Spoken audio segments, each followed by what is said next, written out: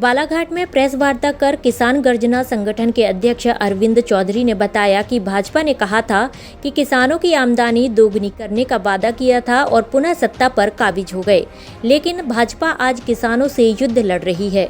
जिस तरह से हरियाणा सरकार और केंद्र की भाजपा सरकार के आदेश पर पुलिस ने किसानों को दिल्ली आने से रोकने के लिए बैरिकेडिंग की है, उससे साफ जाहिर है कि कृषि प्रधान देश भारत में किसानों के सभी संवैधानिक अधिकार खत्म कर भाजपा देश के लोकतंत्र को खत्म करने का अपराध कर रही है।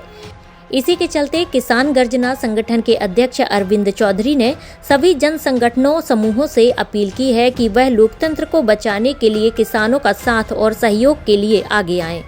Republic report, Balaghat.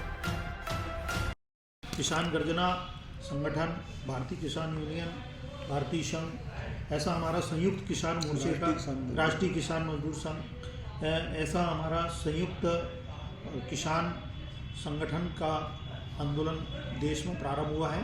उसके सभी घटक संगठन हैं और पूरे संगठन के जो जिला के पदाधिकारी हैं वो आज यहाँ पे उपस्थित हुए हैं। और ये पत्रकार वार्ता का जो विषय है वो विषय यह है कि भारत बंद का ऐलान हमारे राष्ट्रीय संयुक्त किसान मोर्चा के जो राष्ट्रीय अध्यक्ष हैं उन्होंने किया है।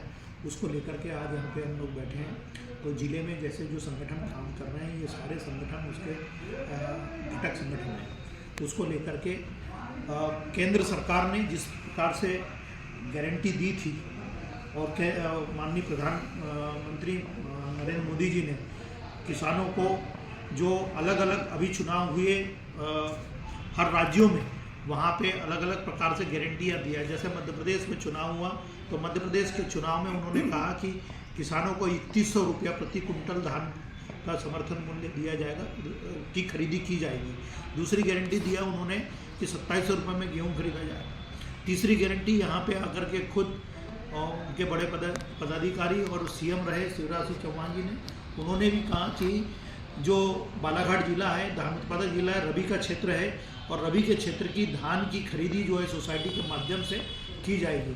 लेकिन चुनाव निपट गया, लोगों ने, किसानों ने मिलकर के, आमजन ने मिलकर के उनकी जो जो योजना की गारंटी दिए थे उस पर मोहर लगा करके उनकी सरकार तो बना दी। लेकिन सरकार बनने के बाद में किसानों के धान की फसल की कहानी हो गई। कहानी होने के बाद में धान उपार्जन केंद्रों में खरीदी भी हो गई।